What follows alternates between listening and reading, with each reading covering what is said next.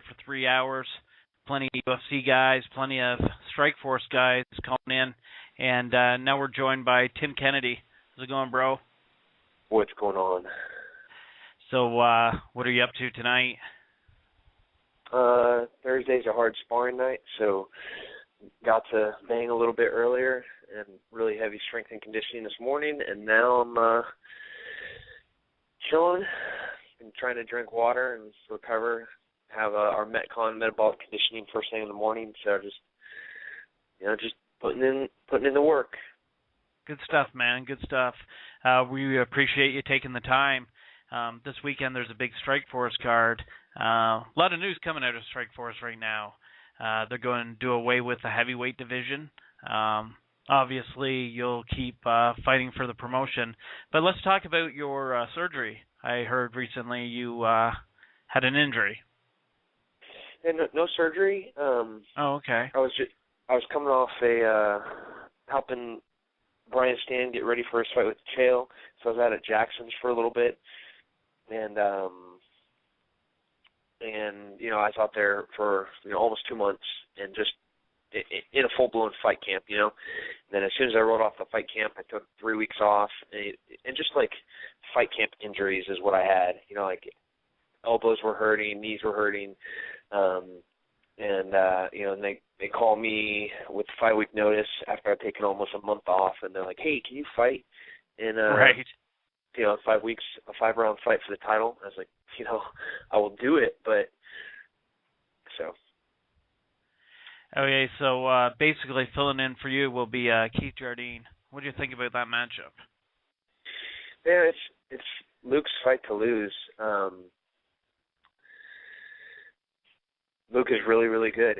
Keith, he's the dark horse. He's hard to put away.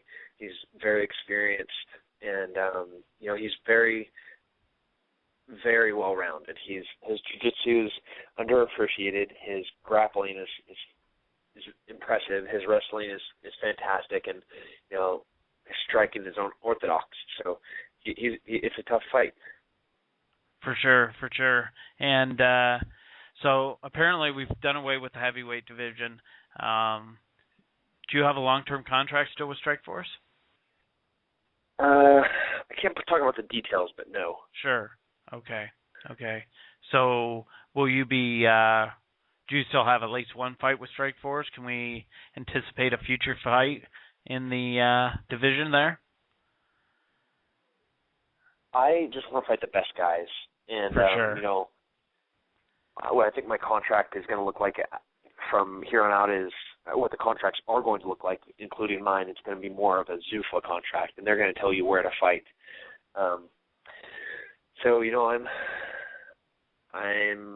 There's right. guys I can respect that. For sure. So let's move forward with this event this weekend. We were hoping to have a round table tonight, but was unable to contact a few of the guys. Imagine they're out in San Diego having a good time. Where are you tonight? I'm in Austin, Texas. Oh, okay. Love this place. So I'm not sure how familiar you are with the guys on the undercard. I know them. Pretty much from KJ Noon's on are the guys I know really well. I think. I know Justin Wilcox. He's good. Right. But Carlos Fedor he's tough. And Carlos Fedor is a friend of the program. We always have him on every few weeks, and we've been talking to him quite a bit about this matchup because obviously Carlos is the underdog going into this thing.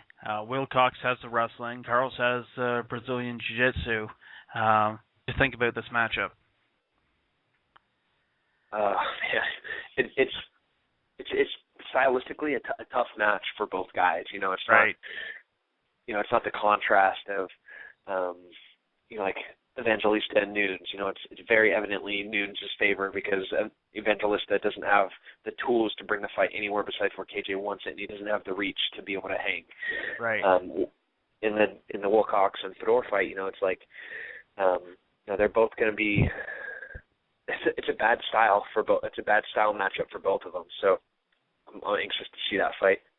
Yeah, for sure. And we had just Carlos on an hour ago, and right now the man's starving himself to death. He's very hungry, but he's excited about this fight, and he's sitting at he's a major underdog in this fight. Not huge, but he is an underdog in this fight. Do you think people are underestimating his skill set? Yeah. He's never lost a fight. He's good.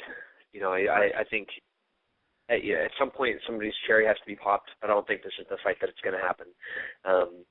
He has enough ability and skills to be able to get the W on that. For sure. And also on the undercard we have Roger Bowling has a fight. He's a major favorite in that one. And we also have the Gabriel Salinas Jones fight versus Devin Cole. We spoke with Gabriel just a few minutes ago, and he's excited about that fight. They're both heavyweights, so unfortunately they won't be around after this fight. Do you think Zuffa will pick up possibly the winner? Dude, I have no, at this juncture, I have no idea what they're going to do. Right. Yeah. It's a guessing game, eh? Yeah. I can give you conjecture as to what I want to happen and what, I think they should do, but it would be strictly my opinion. And I've been proven wrong so many times in the past month about what they're going to do and how they're going to do it, who's going to be fighting who, and where I'm going to fit into it. I've almost now given up trying to assume. Okay, so let's just move on to the main card here. There's 4 fights. You already basically touched on the Evangelista KJ Noons fight. What about this OSP versus Gegard Mousasi fight? OSP has been on a tear recently, and I'm a huge Mousasi fan. A lot of the guys that came over from Dream, they know how to put on a show. Right.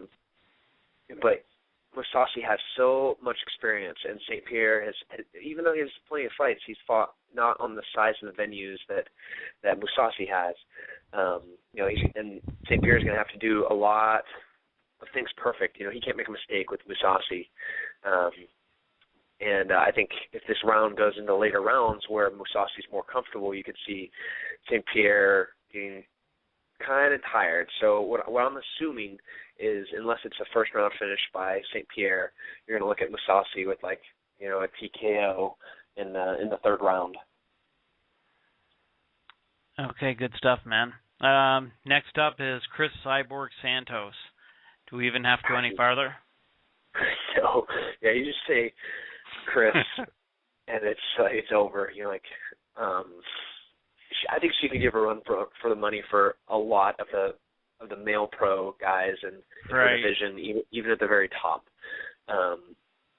She is so talented. She's undefeated in Strikeforce, and she's been on a tear.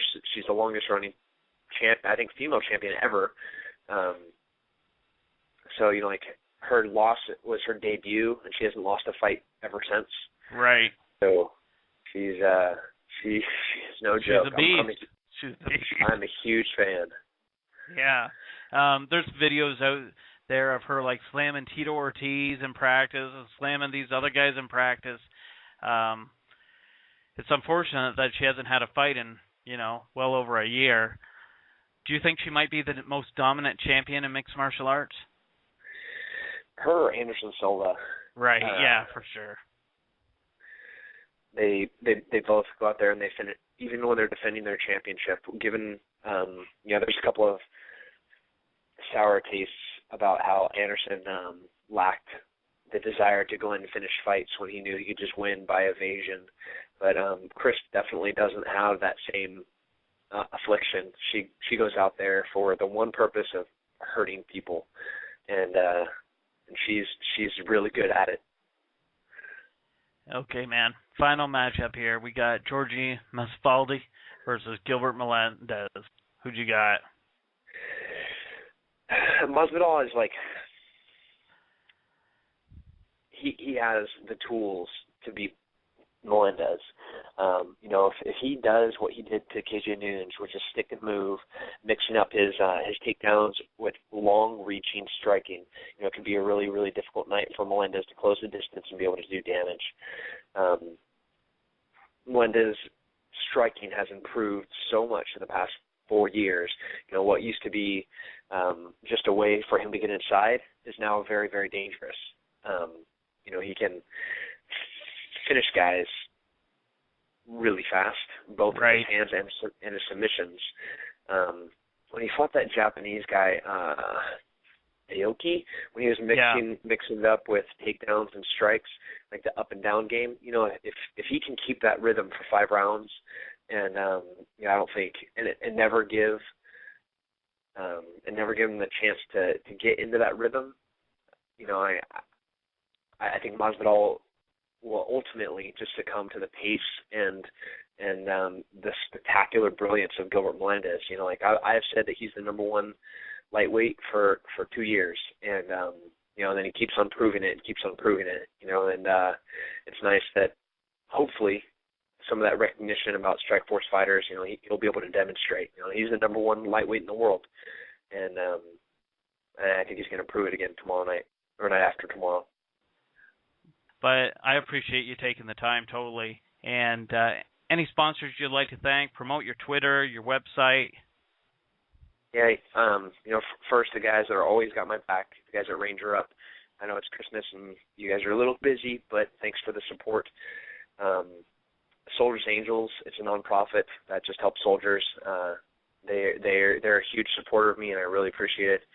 And my Twitter is Tim Kennedy MMA. And then my Facebook fan page is Tim Kennedy MMA. And my website is timkennedymma.com. Awesome, man. Now, a few months back, there was a problem with Ranger Up and the UFC for sponsorship. Has that been rectified? No, I will probably still be wearing a blank shirt the next time I fight. Okay, man. Well, you're the man. We appreciate you taking the time, and thank you very much, Tim. Absolutely. Thanks for having me on. Okay. Good night.